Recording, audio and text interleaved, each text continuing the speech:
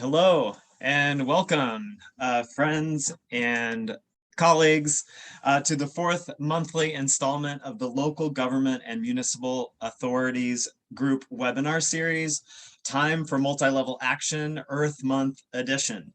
My name is Cale Roberts. I'm a Senior Program Officer with ICLE, joining you today from New York in the United States and serving as your moderator for today's LGMA webinar. We're happily joined by the LGMA focal point, Yunus Arakan, who is also our ICLE Global Director of Advocacy and lead in the LGMA's discussion surrounding the UNFCCC and climate. Of course, the LGMA and our influence is also extending into the nature agenda. So we are glad to welcome today Ingrid Kutsia, who leads on LGMA engagement in the UN Convention on Biological Diversity in those processes there, also serving as a senior program manager at the ICLE Cities Biodiversity Center. Great.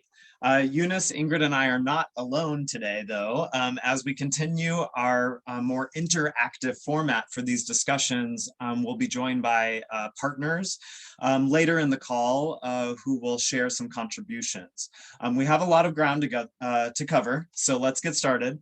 The presentation will generally have 4 parts today, sharing updates on the who's who heading into COP27, updates on our advocacy efforts over the past month, the Paris Agreement Global Stocktake submission process, and the various agendas. That will be the moment that we'll welcome our partners to jump in and share some thoughts on the call. And then closing with Ingrid's presentation on the nature agenda and recap from recent meetings in Geneva. For those of you who are new to the group, welcome. We are the local governments and municipal authorities constituency who have been following the climate agenda since 1995. This means the first COP. Since 2013, we've also represented within the Global Task Force, which is a platform for influencing all UN processes through advocacy. We have a website here, complete with negotiations tracker, stories from our partners, and much more. We're in the process of getting this to be updated to be kind of your daily hub for engagement going forward. And then today's event, along with all the webinars, are supplied to you on our YouTube channel. So be sure to subscribe. I will now yield the floor to our panelists and our guests, starting with Yunus. Yunus, over to you.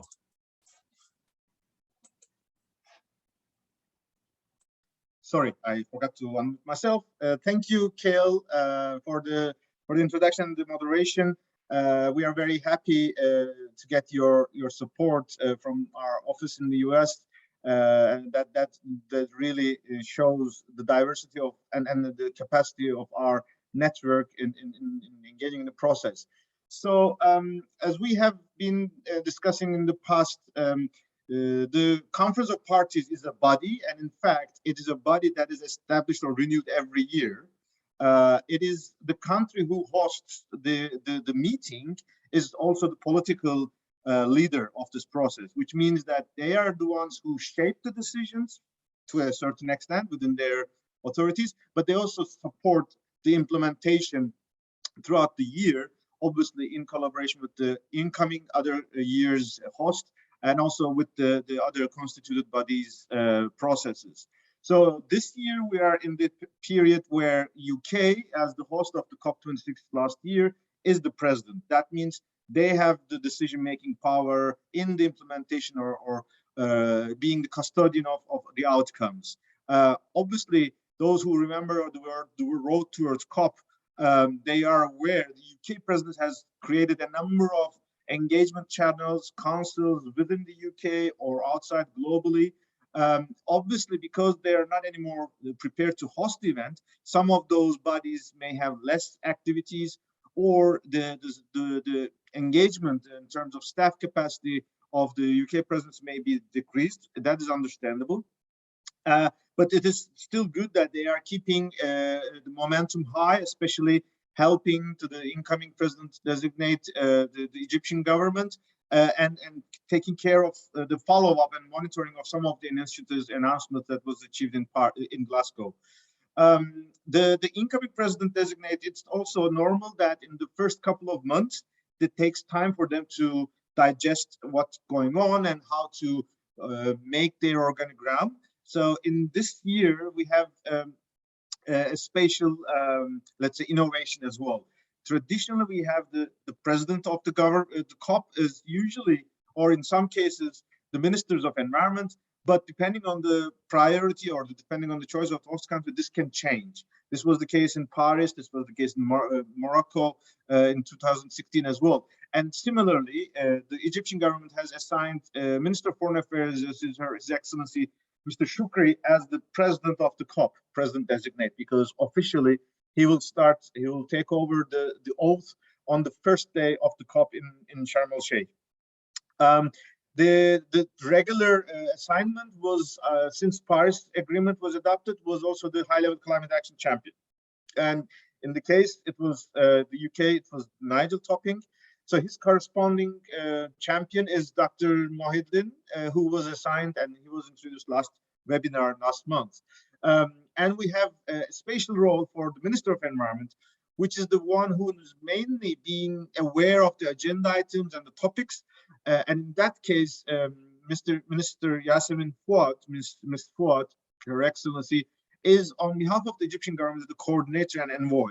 And we have to understand, or it will take us, all of us, time to understand the relations between each of those designated leaders, the way we will engage with their teams and the way they will lead the process. We will be using like a work in progress, because they're also learning in many cases how to lead this process, because it's not very common that every country takes this responsibility. And for Egypt, it is the first time they're leading a presidency role. So it is normal that the first couple of months is a bit taking time. And in between these two meetings, regularly, or let's say traditionally, there used to be a meeting in Bonn over the past 2 years. This was postponed because of COVID. Now, as of this year, it is announced that the SP56 will be held in hybrid format in Bonn, which means there will be several engagement mechanisms through virtual participation as well. So that is who's who in this process.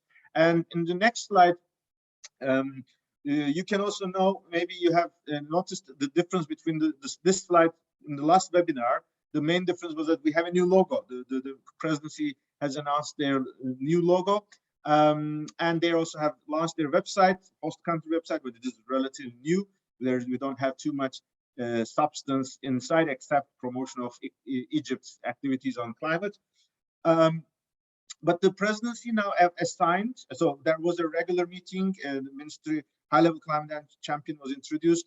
The presidency was also introduced to the constituencies like LGMA, youth, and others in a meeting, in a call last month. And Mr. Amr Nessam, actually the name has a typo here, Amr Nessam is the coordinator on behalf of the presidency team for stakeholder engagement. You may notice in the case of, for example, UK, it was Nick Baker. So Mr. Nessam has already announced his interest to meet with the constituencies bilaterally, and our first meeting was held last week. We have, due to the short notice, we have reached out to primarily the partners involved in the LGMA COP27 working group, which included a number of other colleagues here already joining us. So the discussion, it was supposed to be 45 minutes, but we have even gone to 60 minutes, so 70 minutes or so. It was a very open, frank dialogue. There was three main expectations from the COP27 presidency. What is our agenda towards COP27? What is our priorities for COP27? And what are our inputs to negotiations? And in fact, we have already been prepared for these questions because of our regular consultations monthly through these webinars and our mailing channels. So we already have provided him a very good, I believe, a profile. I would also recommend colleagues who are attending this call could share their reflections in the call if possible.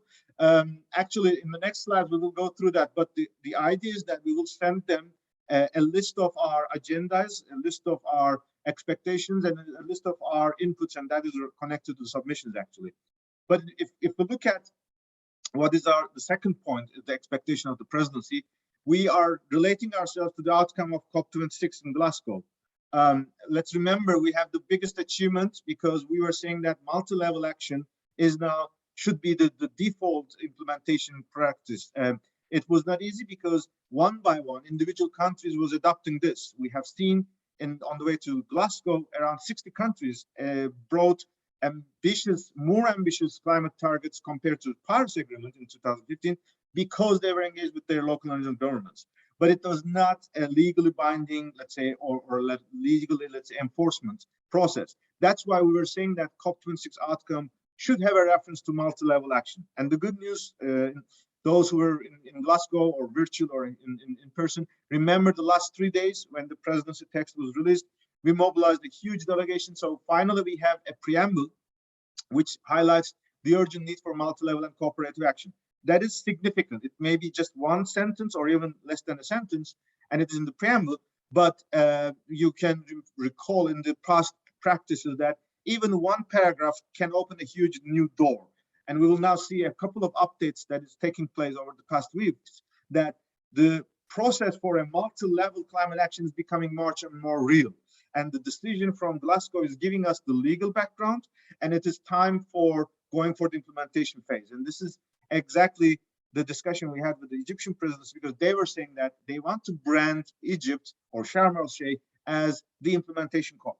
Therefore, our motto that we have developed together over the past months for LGMA is that multi-level action delivers is in fact really helping this, or is consistent with the approach of the presidency. Let's remember in Glasgow, we had also finance discussions. We are making progress on the new Paris rulebook, especially on non-market mechanisms or approaches. We are hoping that we can insert sustainable integrated urban and territorial development into the non-market approach architecture. There is the section called, or article called Action for Climate Empowerment, Public Participation, Education, Training. There's a number of around 20 references to local and regional governments, which is strong because this is one of the soft mechanisms, and the more public is informed and engaged, it is easier to commit, and the public includes also the ministers beyond ministers of environment and climate, and we will come to that point of how we are now able to bring ministers of urbanization to the process. And once we are referring to the past achievements of the Glasgow that could inspire Sharm el-Sheikh, we could refer our pavilion, which was a huge success with its mobilization and its dynamism. We had our official interventions, we had announcements on finance, food, biodiversity. We are already proud of our achievements in the Race to Zero. And there were even innovative commitments like Scotland and Bologna. So we want to bring all these capacity and experience to Sharm el Sheikh to make sure the multi-level action delivers becomes reality. So if we go to the next slide, we have presented the idea that our foremost expectation is that this year there should be a new NDC from the government to be presented. And this doesn't necessarily have to be rewriting the whole NDC. We are mainly asking the national governments to bring their commitments of the local and regional governments. At least this is our perspective. Or any initiative that was announced in Glasgow, be it fossil fuel divestment or be it mobility, whatever they have announced in Glasgow, unfortunately, none of them are in the NDCs at the moment. And unfortunately, very few of our Race to Zero or Race to Resilience commitments, or even Marrakesh Partnership pathways, are in the NDCs.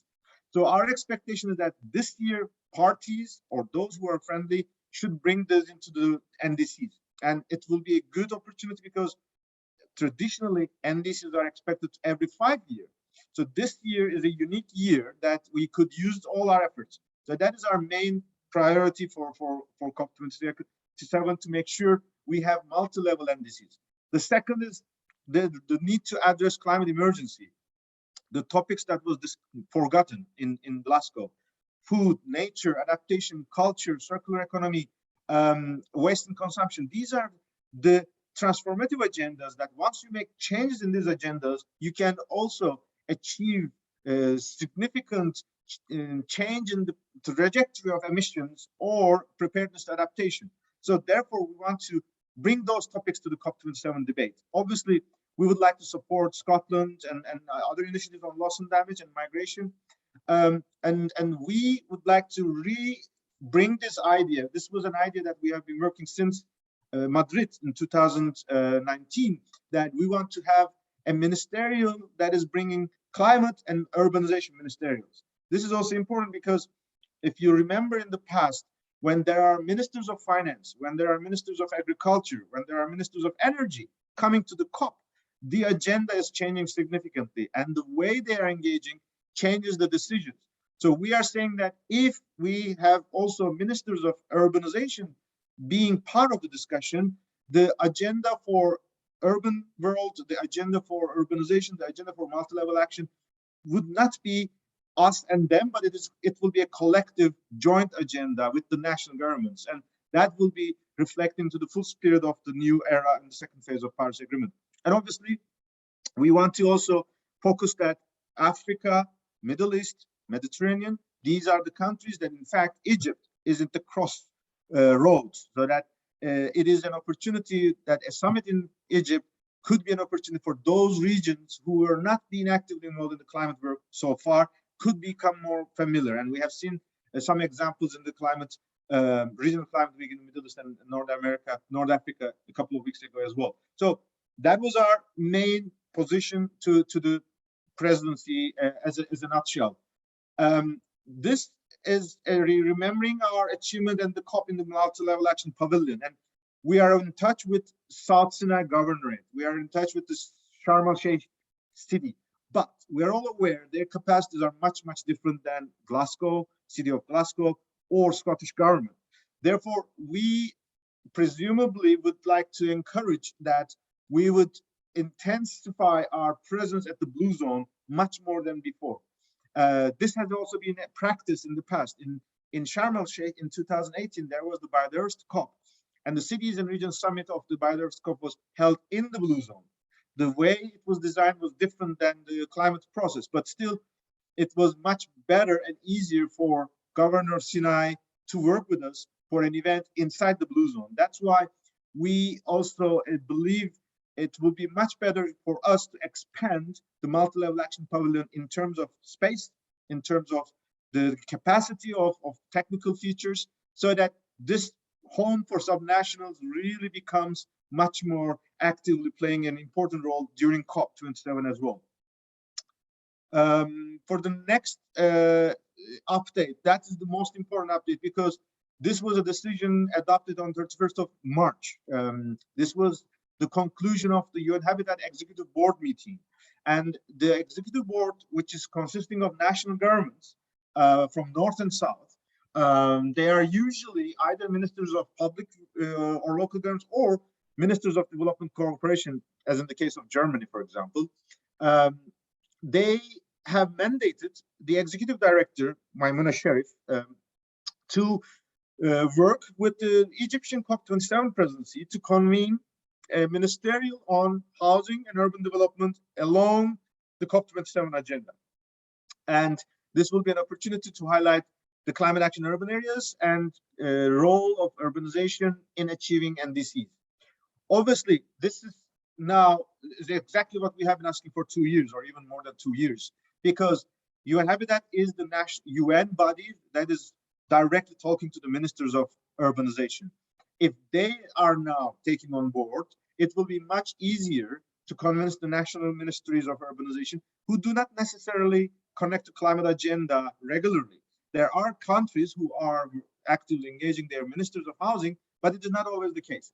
So we are hoping that this process will kick off, and we already in the morning webinar, we have already discussed with our colleagues from UN Habitat that this would be now has to be developed in concrete terms, in terms of timing, in terms of scope. That's why it's important that we have a solid multi-level action pavilion inside the Blue Zone, that our agenda is shaping up gradually. But there are really very, very exciting opportunities. One important point is that Egypt already hosted the World Cities Day. Those who were remembering, in Glasgow, the first day of Glasgow was the World Cities Day at the same time. So while we were having our press conference in Glasgow, Egypt was celebrating World Cities Day. Egypt will also celebrate the World Urban Forum. They will host the World Urban Forum. So it is really an important country in terms of urbanization. There's a very interesting coincidence. Prime Minister of Egypt is an urban planner by profession. Obviously, there's no written rule for the professions of leaders shaping our agenda, but it helps. We have seen this in the case of, even in the COP26, Boris Johnson, former mayor, have helped us to bring this position of multi-level into the text. Similarly, in the G7, we are seeing now we have a German presidency, and the current prime minister or chancellor of Germany is former governor of Hamburg or mayor of Hamburg, which is another local leader. Obviously, we will make use of these kind of interesting hooks, because diplomacy or advocacy at the end of the day depends on the skills of the individuals. So we have a very good asset in our hands, which is the prime minister already involved in this concept of climate. And he will be, of course, talking to the Minister of Foreign Affairs, hopefully, that we could make a key change in the agenda of the COP27. There's also another important experience from Egypt, that it is the Minister of Minister of Development who have helped the Egyptian cities to prepare their voluntary local reviews for SDGs. So there's already a certain unique, innovative way on their own domestic conditions, a multi-level experience culture, which is in line with our expectations. And finally, it is also very, very possible to expect a very good climate and urbanization discussion at this COP, because at the same time, this year is also the year where G7 will convene the first urbanization ministerial in September. So it has never been seen such a let's say, overlap with all these elements, like stars aligning along the line, that we could expect COP27 could really be the COP for subnationals, or the COP for urbanization, if we can play it right. Next slide. Obviously, this is a political process, that we have another process in the scientific era. You may have noticed the sixth assessment report. The 3 working groups have concluded their work. Now the scientists and negotiators are in the process of making the synthesis report out of these 3 reports, that it is much more digestible and policy relevant. But obviously, it's the first time ever that an IPCC assessment report is focusing on cities, urbanization, and subnational in such a big, in-depth assessment. Working group 1 on science has urban areas fact sheet. Working group 2 on adaptation has a chapter on cities, and an already a very good assessment of the importance of adaptation and its transformative power for low carbon cities. The working group 3 on mitigation already lists urban areas as the places where we could achieve a lot of low-hanging fruits and also transformative agendas for low-carbon civilization. And in the third working group, it's even more interesting because there's one chapter on urbanization and the second chapter on subnational action, which is even more than what we have been even seeing before. So obviously IPCC will have a role in the decision making because all the IPCC reports was aimed in the past to produce a result. When we are in the climate emergency mode, having such a good reference to cities in that 6th assessment report is a huge asset for us. Another reason why we should be taking this seriously is that the next IPCC assessment report, the 7th cycle, has already confirmed that there will be a spatial report on cities. So all this information will feed into a bigger work, which will be coming around 2027 or so. So before the end of this decade, there will be a bigger discussion on cities at the scientific level. And therefore, it's important that the Glasgow Climate Pact already recognized multi-level action. So in that sense, it is like climbing a ladder. In every process, we are getting one more achievement, and we are using this to go to a higher end into the other process. And finally, we have seen in the work of IPCC, for example, 1.5 degree spatial report, we have produced collectively with GCOM and many other partners, a spatial report for urban policymakers. And GCOM is continuing this work that this year, there will be another spatial report of its 6th assessment report. And these information will be much even granularized for decision makers at the urban level. That's really a good opportunity that we can bring the results to the multi-level action pavilion or other agenda items in the negotiations. And in the Middle East, North Africa, which has happened for the first time, we also have seen a huge presence of LGMA constituency. Our colleagues were involved in different tracks, and they were able to provide discussions on NDCs, finance, adaptation, and resilience. So this was really a strong demonstration that we are strong in this region as well. Obviously, we want to be even stronger because we are seeing that, yes, we have mayors like Chefchaouen, mayors of Amman, and some mayors from Tunisia and Morocco, but in fact, the capacity and the potential in the region is even more, so that if we connect better to the networks and the regional governments and local governments in the region, we can bring an even stronger voice to Sharm el-Sheikh.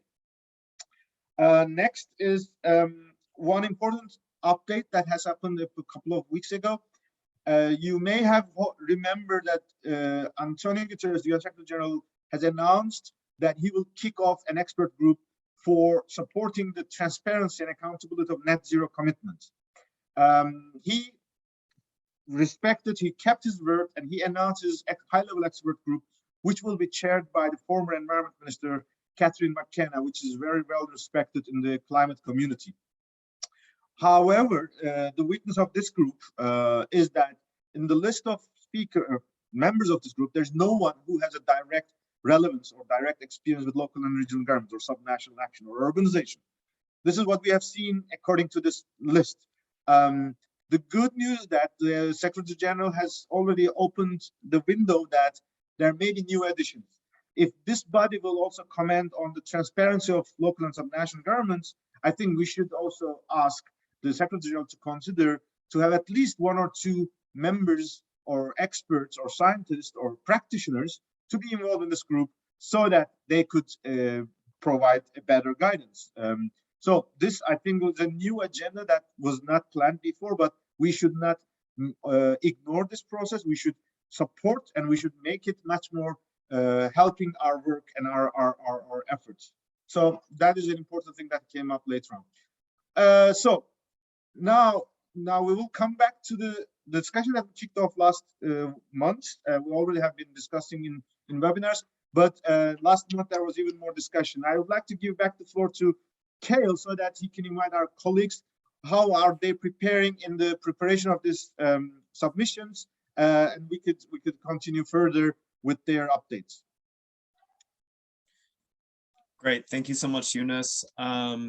And as you all know, the global stocktake is underway, mandated as part of the Paris Agreement process for the world to really weigh in on the progress to date. The local government constituency has organized ourselves around a number of themes. You can see them here on the screen, A through G. Our partners in this work have divided to conquer based on their areas of expertise, leading the coordination for each theme, and then supported by a number of additional partners. So who you see on the screen are the leads or the co-leads by theme. We're very happy to have several of them here today to supply a report out. But I also want to note on their behalf, because many wrote in that the submission process is very much currently in draft mode. If you do not see your name or your organization on the screen, you have every opportunity to weigh in. And our colleagues that are listed here are seeking your inputs. So this is a call out to get in touch with any of these organizations if you feel you have expertise or opinions or insights that you'd like to share as part of this process for any of the themes. So we'll circulate a note after the call with contact information so that you're able to kind of coordinate among yourselves side conversations as we work toward a final submission. The idea is that the LGMA as a group can submit in an ideal format our compiled submission for each of these themes. So we're striving to do this sometime within early or middle of May. You all will know that the submission deadlines, the official deadlines, have passed, but we have received communication that the LGMA submission is welcome on a more rolling basis. We just do not want to delay. So that's where we're at. Consider this a relaxed kind of environment for brainstorming, and really just a moment for us to collect our thoughts around the themes. So with that, I do want to open the floor to our guests on the line with us today.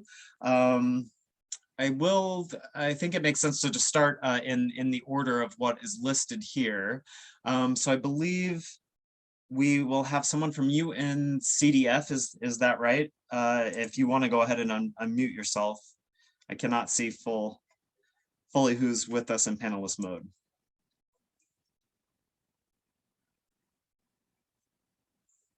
If Sophie, you're with us, I maybe do not see Sophie. I see David is here. If we, Alessia, if we don't mind elevating David to panelist status, we can get David Jackson's contributions. While we do that with David, let's move on to Eloise with the goal on adaptation, and then we'll come back to the Article 6.8 discussion. Eloise, or I think Mario, you're with us to contribute some thoughts on adaptation. Everyone, I hope you can hear me. So I'm Eloise, I'm the Climate Advocacy Lead of Regions 4 for Sustainable Development. And we've been working with the European Committee of Regions as a co-lead of the LGMA Working Group on Adaptation. And we've been working on a pre-draft submission for the Global Stocktake on Adaptation, in which we're calling for recognition of the leadership of regions and cities and local authorities. And the creation of mechanisms for including the progress within the NAPs and NDCs, looking at inputting in the Glasgow Sharm el-Sheikh program. And we're ready to share with you a draft of our inputs for you to add your comments, your additional recommendations, so that we can be ready to submit to the Global Stocktake and provide a full vision of the progress of cities, regions, and local authorities on adaptation. So this is really a call for you as soon as you see the draft statement to add your suggestions and your examples, so we can gather the information and submit in time. And maybe I'll just invite Mario from CORE to maybe add a few words, as we're going to be co-leading this work with CORE. So Mario, I don't know if you want to add a few words. Thanks, Eloise. Indeed, I think you covered most of the things that we wanted to raise with the contribution on the goal of adaptation and the adaptation portion of the global stocktake. As Eloise has outlined the main points, we, apart from a general kind of explanatory portion, are focusing on the messages. So we would be very happy to hear any input and feedback from anyone who's interested to contribute. But I think that these contributions would best be focused on the messages, on the political messages. And I'd also just like to highlight that this narrative of urbanization plus climate that is really rising, as you said, explained. It's completely in line with the ambitions on adaptation. In the EU, more than 2/3 of the citizens live in cities, so I think that what we are doing on adaptation really fits the narrative. And yeah, that's it from me. Hopefully, we will have a really good quality contribution by beginning of May. And yeah, thanks to everyone. Kale, maybe I can just complement 2 points I would recommend that we take into account. One, in the Paris Agreement, subnational references is already available in the adaptation section. And if you look at some of those NDCs, there's already a strong reference to adaptation. So a global goal on adaptation definitely should be involving us as a constituency. And I also recommend that we make a strong link to the biodiversity discussion, which we will listen from Ingrid in a couple of minutes. And because we have so much achievements in the biodiversity agenda, I think that will also be helping us because there's a very strong linkage with the nature-based solutions and nature-based adaptation and climate adaptation. So these are my 2 cents. And of course, there's the submission will be on goal on adaptation. Global stocktake is something more different than, so it will also be important that we use the terminology correctly. But I think that's exactly why we are here, to make ourselves better familiar with the all this language and all these jargons.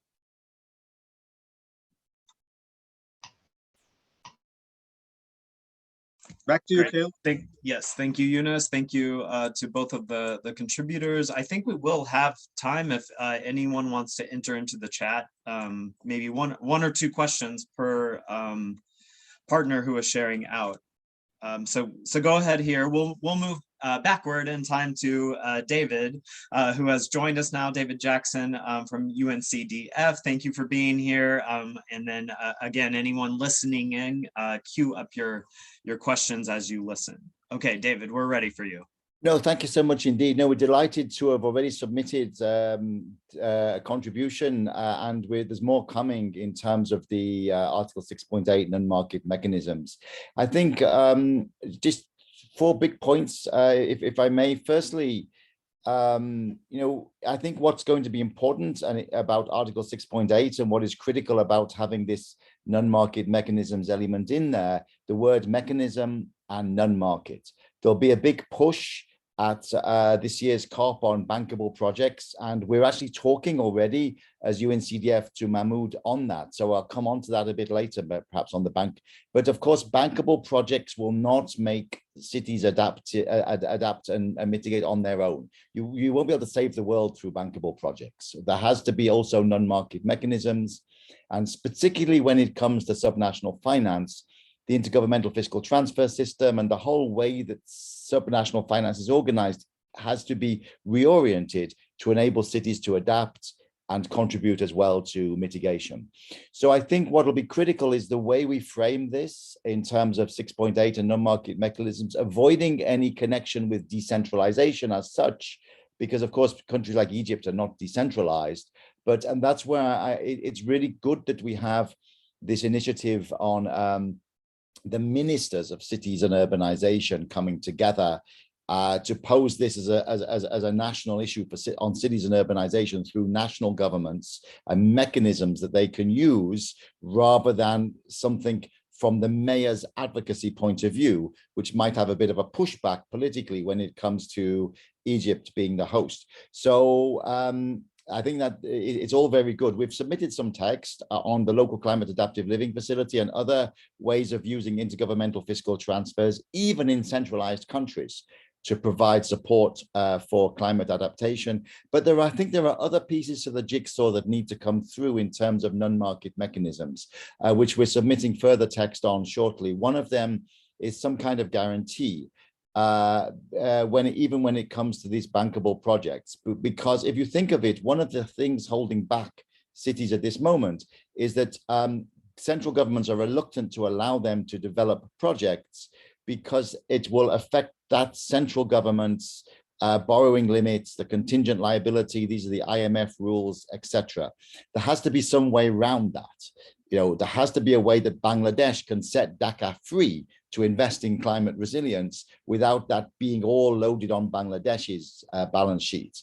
And so we're working with other entities, the Bretton Woods institutions, on ways around this, and some kind of guarantee fund for cities that defrays any sovereign liability could be a way forwards.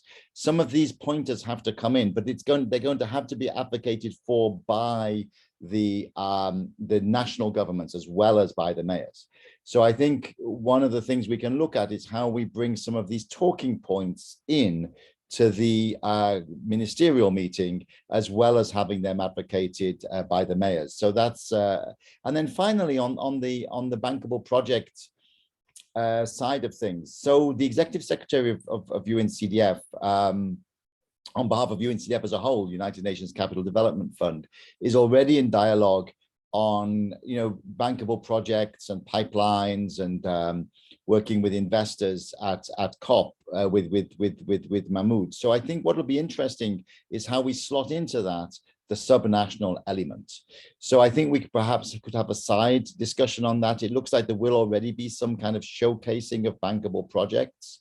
So I think it's important that we bring in the subnational element to that showcasing, and that we make sure that the attention of Mahmoud when he's looking at financing is not diverted only to large national bankable projects, but the city dimension comes into that. So that's perhaps a side discussion that we could have to make sure that happens.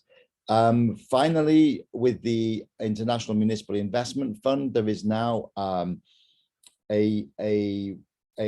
investment track for cities to be able to make sure that projects are transformative and not only bankable when it comes to climate additionality.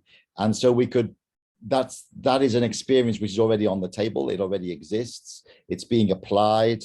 And so it'll be good to bring that in through the CCFLA group and perhaps bring that forwards. And you mentioned Chef Schwen. So we're delighted to be able to lend as UNCDF to Chef Schwen, we hope this year, for some street lighting, solar street lighting, which will actually have the loan will repay itself through the savings made by the solar powered street lights.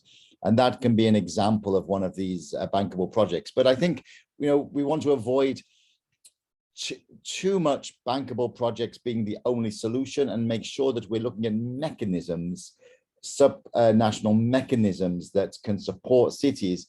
And then finally, making sure that the ministers are advocating for these in addition to the mayors. So that's going to be the trick, I think. And some kind of guarantee fund will have to be part of that. But thank you so much. David, I have a question. You mentioned that you already made a first round. Have you submitted to the UNFCCC? Yes. Well, we submitted through Sophie. You can see Article 6.8. This is the submission. I think you've received something here on the slide. I'm talking about that. And then the second thing, but there's something else coming shortly. And the second point I wanted to mention, we could have maybe as offline discussion, is that we've opened a track to Mahmoud. There've been conversations with him about some kind of investor conference and bankable projects. So that's already being organized. But that's as UNCDF corporately. I'd like to make sure that we don't let the whole thing be diverted, and that we actually make sure that we can keep the subnational element in that, but bearing in mind, of course, that there will have to be these mechanisms to enable cities to do that. So, but we do have that opening, that conversation with Mahmoud already, so we can maybe find a way to bring that in. On that front, I know in Dubai at the MENA, there are also efforts led by FMDV. So it would be good now to bring all these intelligence we have, so that, I mean, global climate finance is a big era, and 6.8 is just really one specific. And I agree with you that we have to be very concrete. But this also makes us that we also look at other elements of finance discussion. So definitely that we have to work on it. That's very good to hear. I think that's we are making progress on that. Good. Thank you, Yunus. Great. Thank you both. Thank you, David. We did have one question come in. I'm not sure if you are able to answer at this time, David. This is from our colleague Andrew with Climate Heritage Network, asking if considerations around tax and regulatory measures aimed at social and cultural dimensions, for example, local tax incentives to reuse existing buildings, whether those considerations have been included, and then how we can make our suggestions in the work that you're leading, David. Well, no, that's very helpful. So I think the key thing here is creating incentive mechanisms and trying to get some of those, networks shared and hopefully included as potential mechanisms that can be supported in the context of COP. So there is a whole element of asset management, of revenue streams, how they can be deployed for climate adaptation in local governments. There's a whole element of intergovernmental fiscal transfers and how countries can think again about the architecture of their climate finance. It's not necessarily asking for more money, it's reorganizing that money so that they see local governments as vehicles, cities as vehicles for their NDAs and as vehicles for their NAPs, rather than in competition with the national level. So all of these things are there, and there is work on tax, there is work on various forms of tax sharing. So, but please do share something if you have anything to share. And I think when it comes to 6.8, the non-market elements, we'll have to make sure that there is a recognition that there has to be subnational non-market mechanisms if we're going to crack the issue of building resilience and adaptation and mitigation to climate change. So and these taxation, I think, will be a key part of it, as will be perhaps some guarantee mechanisms, local subnational bonds on domestic capital markets. There's a variety of pieces that will have to come together. So no, that's a great point that was mentioned there. But just while I have the floor, I really would like to highlight again, I think it's critical that we get some of these points into the talking points for the ministers when it comes to this ministerial, and this is a real step forwards that Maimouna will be organizing this ministerial, and we can really try to build the ground now for that in advance of the event. Thank you. Great, thank you for that, David. We had best move on to our next theme, which is the Santiago Network on loss and damage. That theme co-led by a couple of colleagues on the line, Claudia and Giovanni. Please take the floor. Over to you. Hi, everyone. So we from C40 are working on the topic of loss and damage on the Santiago Network, but we're still very much developing it and looking into how we partner on this generally and how we join the Stocktake submissions. But it would be great to see who else is interested in it and to hear from those organizations. So I see Eloise in the chat, but I think at this stage, this is what we have. But thank you for involving us and keeping us in the loop. Claudia, I think one important point is to link the work that is being done international migration, the global pact on migration. And one interesting point, let's be realistic, There is a lot of things going on there. We have an urban mayor's council, we have a mayor's mechanism. It would be good to inform this climate community, because the important thing is that this process does not address anything on climate-induced migration. But if we inform climate negotiators that there's already good, let's say, level of engagement at that process, it will be much easier for us to convince them into this process. And also in the Warsaw International Mechanism, a couple of years ago, I think it was 3 or 4 years ago, there was a task force on displacement, and there was an offer, an invitation to LGMA to fill up the seat. And unfortunately, we were not able to make this opportunity. It was a bit a missed opportunity from our side. That gives the importance that there is really an opening from their side to welcome us. So if we can really come with some good suggestions, I think there will be a really good way forward on that process. So I'm eager to hear your draft so that we can develop it all together. David has a question about, have you spoken to Jamaica? I don't know whether you are in touch with Jamaica. We haven't been yet, but it's great to know that they're interested in this. If you know anything else, David, it'd be great to hear. I mean, yes, David, maybe just to let you know, this year, if you have read in the LGMA roadmap, we hope to create a much stronger linkage with the Climate Vulnerable Forum. I think we should put this as a priority, and maybe we could ask contributions or support from our colleagues from Scotland, because they're already working with them on the loss and damage agenda, so that our resources and our network could be even expanded further.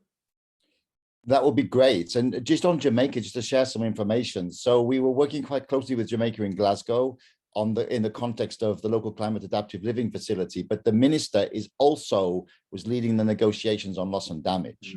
And you know, one of the points that came across is that, of course, loss and damage, it'll be very difficult for the rich countries to accept liability legally, you know, because that's not going to happen, probably. However, there are ways of, in effect, kind of, it's like an out-of-court settlement. So you don't accept liability, but you do pay. And using some of these non-market mechanisms, particularly for the subnational level, could be one way of addressing loss and damage. So we were kind of making that connection. You bring it up in loss and damage, you know, but at the end of the day, you never admit you've fault in court, but out of court, you make a settlement. And so how to kind of make that connection there and use these ways of funding going to the local level as a way of effectively providing loss and damage. And then that might be more politically acceptable because it goes to the people as such at the lower level rather than to countries. So you're not actually compensating the countries, you're compensating the people. And that may be legally a better way to do it, given the international kind of framework. So we were talking about that, and I can maybe make that introduction, and we could see if I don't know if the minister's still involved, if he's still the minister. I'm not sure. I know ministers have a short time life sometimes, but if so, that's something that we can look at. Thank you. Great, thank you all. I see a note from Eloise that for gender, Scotland might be worth to talk to, as they have developed a Glasgow women's leadership statement. Thank you for sharing that, Eloise. Okay, I think we have only maybe one more contribution for today from Christina Garzillo from ICLE. There's a number of topics here on the screen that ICLE is contributing to, so please, over to you to share across those themes. Hi, hello everybody.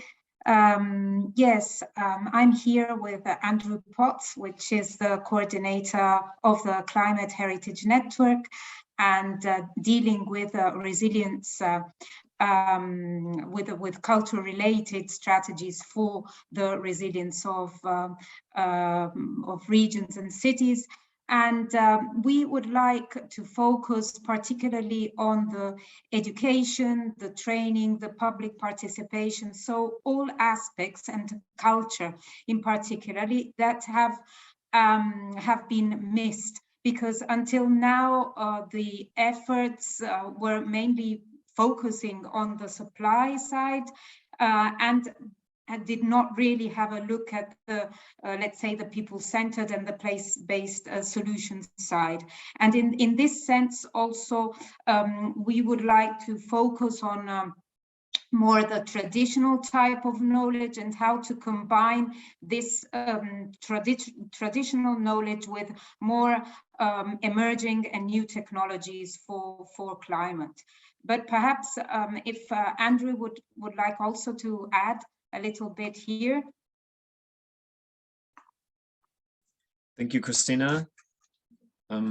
Andrew, I know that you're joining by chat. If you have anything to share, please go ahead and put it in and I'll read it out. In the meantime, on the theme of research, Ben of GCOM, Global Covenant of Mayors Secretariat, has shared that GCOM is preparing a submission based on the outcomes of the 2021 Innovate for Cities conference.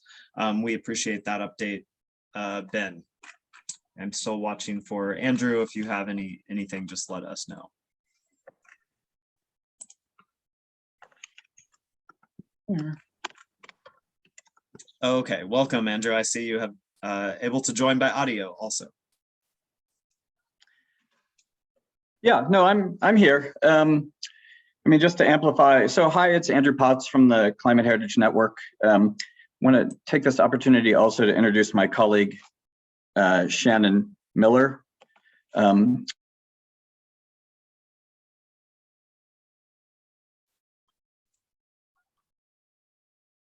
think we might have lost Andrew. Okay. Oh, can you hear me? We have you back, yes. Oh, could you hear me before? Yes, welcome Shannon Miller to the group. Yeah, in her day job, Shannon runs the Historic Preservation Program for the city of San Antonio in Texas. So just to amplify what Christina said, we were asked to cover these ACE topics, the topics under Article 6 of the Framework Convention, not to be confused with Article 6 of the Paris Agreement, training, public awareness, public participation, public access to information, and international cooperation. In the global stocktake itself, there are some entry points for these topics, like capacity building in the global south and international cooperation. But a lot of these ACE-like topics are missing from the formal architecture of the GST. And we think that's sort of a metaphor for the absence of these topics more broadly in the design of climate action. Climate action tends to, a lot of climate action as executed by climate planners tends to be focused on supply side, on technology, on market-based mechanisms, and not so much attention to people-centered approaches, place-based approaches, rights-based approaches, the culture and social elements, things that are less easy to measure, but equally important according to the climate science enabling conditions. And so we thought we would make that critique more generally, and then from that kind of meta critique of global progress, and honestly, even of the design of the GST itself, end with some comments on the ACE program. ACE is an actual specific program that implements Article 6, reauthorized for 10 years under a new work program in Glasgow. But even the 10-year new work plan itself was I don't want to say lackluster, because I know a lot of people put a lot of hard work into the new ACE work plan, but we didn't see the kind of political and financial commitment to ACE at Glasgow that we would have hoped for. And again, that seems to us to be indicative of under attention to these social, cultural, education dimensions. And so that's sort of the gist of what we thought we would write. And we are very open to feedback from this group on this topic and this element of the LGMA submission. I'm going to put our email addresses in the chat, and folks are welcome to send us feedback. Thank you. Yes, please, if you have any feedback. Maybe it may be good to, first of all, also congratulate Climate Heritage Network, because they already made their ACE submissions. And I agree, rather than global stocktake, there will be more opportunities to formulate our relevance to the ACE global program under Glasgow.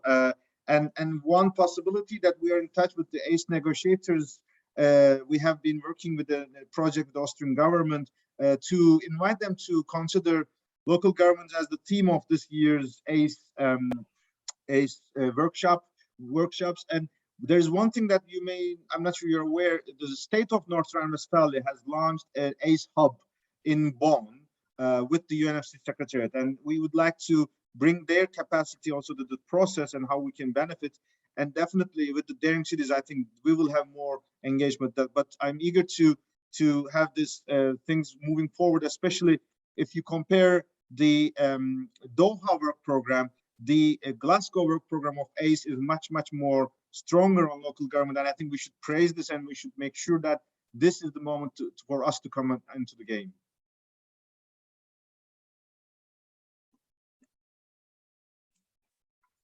Great, thank you all.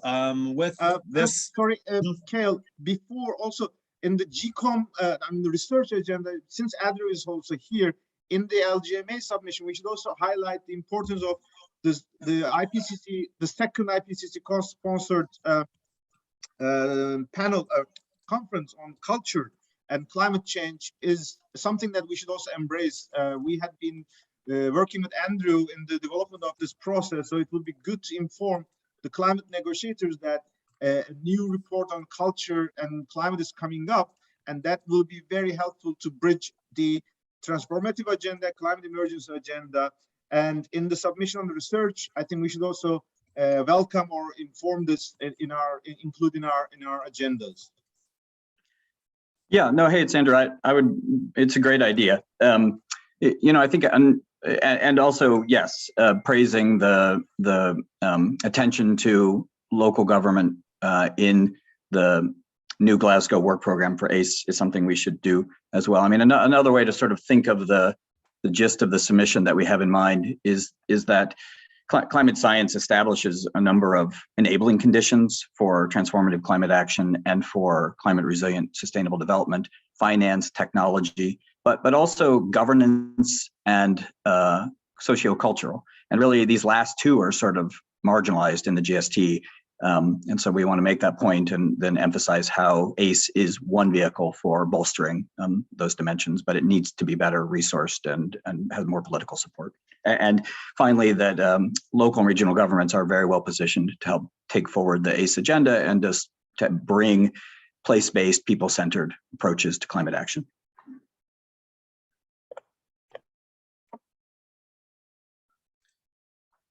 Thank you all, and thanks to everyone who joined us to contribute today. This will conclude at least this month's portion of the submission process.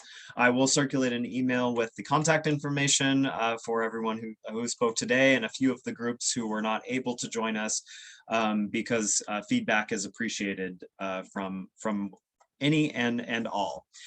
So with this, I'll turn back to you, Yunus, for taking us through the roadmap to COP27. So thanks. And actually, that I would like to connect to the question raised by Heloise about how we are engaging with African cities. In fact, on the road to Sharm el-Sheikh, one important milestone will be Afro-City Summit this month in Kenya, Kisumu. But there will be a number of other events taking place. We are aware May will be also important for the desertification agenda, but it is a bit unfortunate overlapping once again with this Afro-Cities. There will be some agendas in the New York this next week. Over the course of the year, we have already been involved in the Stockholm Plus 50. City of Stockholm will be taking a leading role as well. The World Urban Forum is going ahead despite Katowice flooded with the refugees from Ukraine, but we will see how it will evolve. And in May and June especially, there will be a series of G7 environmental development, G7 ministers of foreign affairs, and in September there will be the G7 urbanization. In parallel, Urban 7 Mayor's Summit will be on 3rd of May, and Urban 20 Mayor's Summit will be in August. And obviously now this will also highlight that in October, there will be Urban October. We will have our global networks like UCLG and C40 having their summits. ICLEI will have its own summit in May. And actually, the way the biodiversity COP in China will evolve will also help us to shape a bit our preparations for COP, and that actually makes a fantastic linkage to probably the next speaker, which is Ingrid. Thank you so much. I just want to be able to share my screen. There you are. And I hope everybody can see my screen. Okay, great. So I'm just going to do a very quick run through. For those of you that don't know, there were the subsidiary bodies and the open-ended working group of the CBD were met in Geneva in March for about just under 3 weeks. And it was the first time in, well, just over 2 years that we were able to meet in person.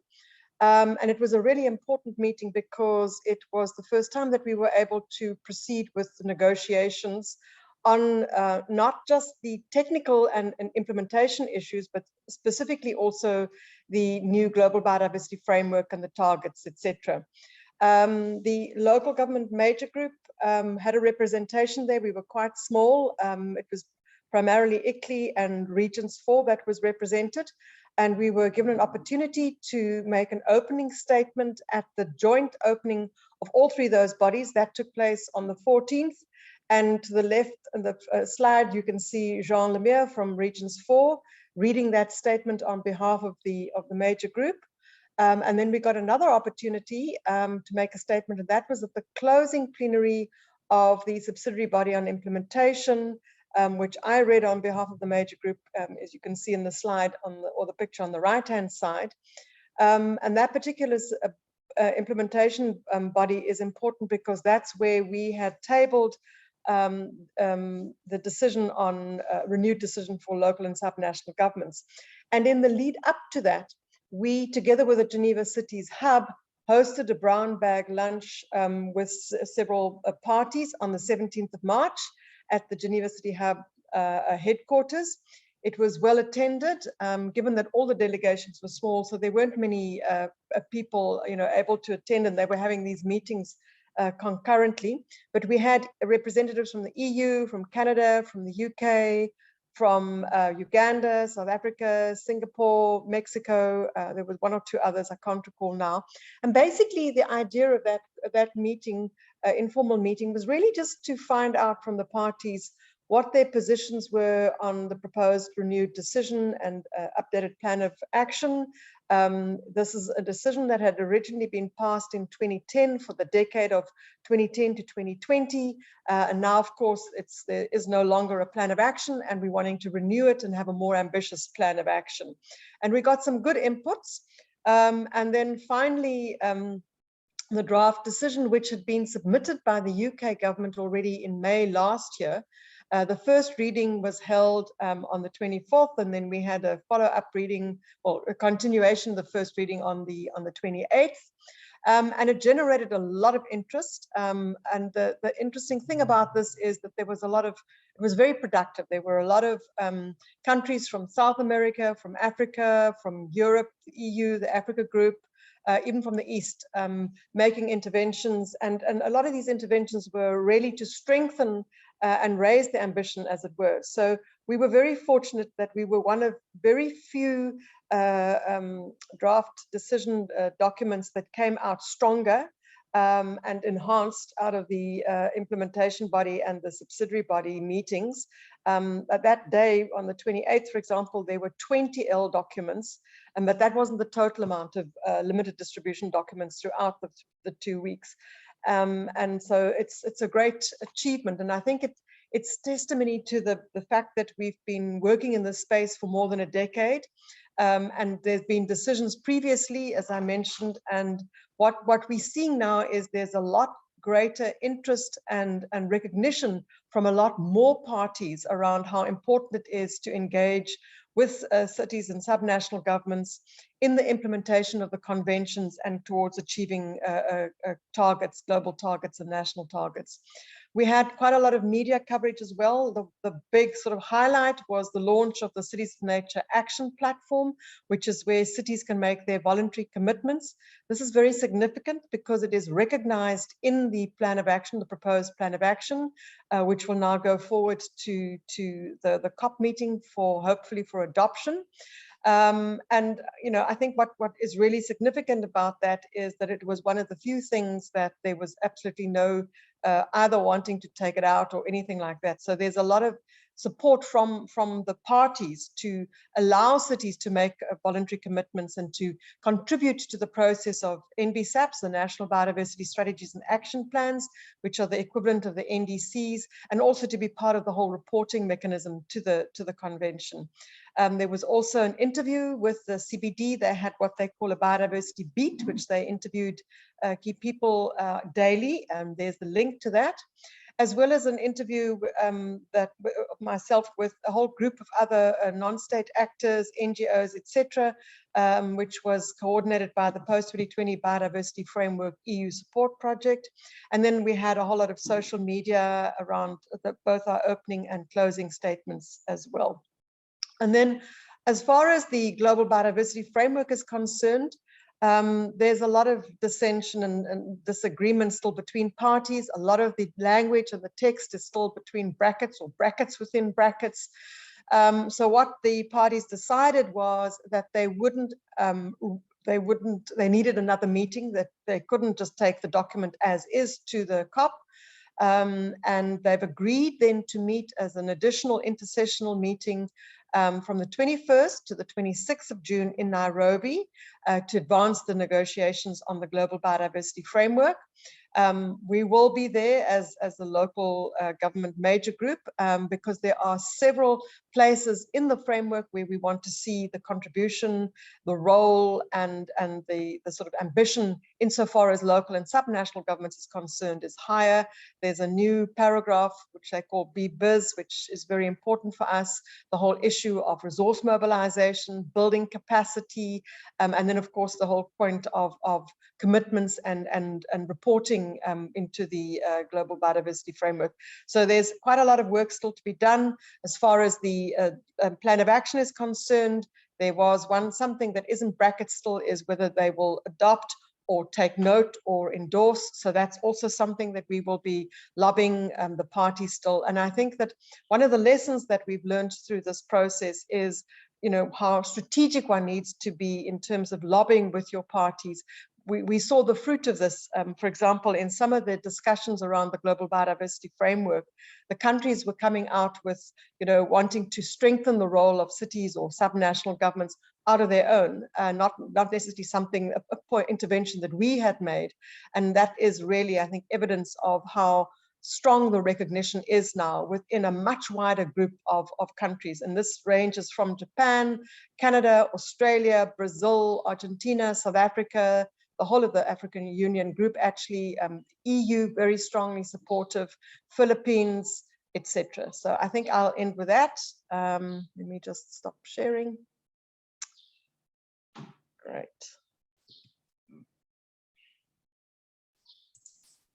Great, thank you, Ingrid, for the inputs. We will open the floor for some questions here. I do not see any, I don't think, in the chat so far. Thank you to Elizabeth for sharing some insights from the CBD negotiations in a video format. People can find that in the chat there. I think the lessons learned, or most importantly relevant for the climate process, colleagues, is that you may have noticed this is the second year or the second 10 year. So there is already a very strong recognition building back to the first COP decision in 2008. And that shows that in the climate space, we have a lot more way to go. While we celebrate this multi-level perspective being now embraced in the preamble of the Glasgow Climate Pact, I think we should be able to say that we still have to advocate and lobby for the climate negotiators to consider urbanization or multi-level action as as a really an element in their agenda. And that this year is really the year that we can make this happen because of these outside processes and because of this urbanization ministerial coming up. Obviously, we have to work with the national governments, and that's why our network we have created since 2012 on the Friends of Multi-Level Action, which, as Ingrid mentioned, combines from US, Japan to Rwanda, Dominican Republic, or Peru. This is important that these group of countries, we have to improve our relations with them. Obviously, in most cases, the biodiversity negotiators and the climate negotiators may be the same ministry, but different departments. I mean, Minister of Environment, but in a different department. So there are different people, but we have to make sure there is a strong reference and experience and lessons learned so that we also make the UNFCCC Friends of Multi-Level Action more active. And this year, this will be our priority on the way to Sharm el-Sheikh, building on all these outcomes from COP26. That's what I wanted to address. And once again, congratulations to Ingrid and all colleagues from Regions 4, Committee of the Regions, and others who are leading the process in the biodiversity space.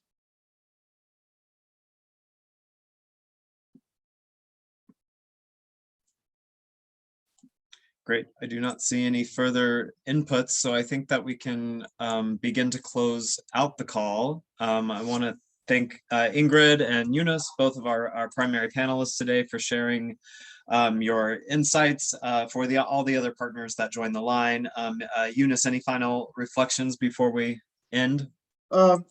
So we will definitely now follow up with additional files, share it so that we will populate our information for the drafting of submissions. But I also would like to highlight that the UNFCCC next round in June is also coming up.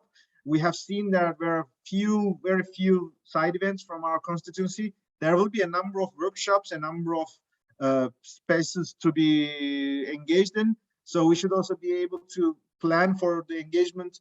And because it's the city of Bonn, once again, welcoming all the partners, we will be working with city of Bonn to have a spatial consultation or dialogue with the negotiators, of course, within the limit of the COVID restrictions, but we will connect these efforts to our Daring Cities annual summit in October.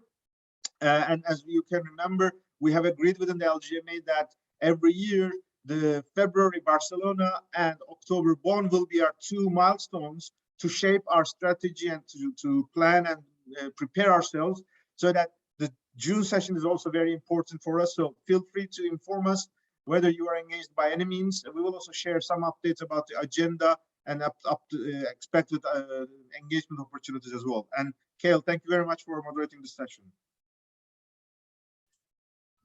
Great, thank you all. We will circulate the recording soon, and we will see you next month. Of course, be in contact via email in the meantime. Everyone have a good morning, noon, evening. Goodbye for now. Thanks, bye-bye. Thanks.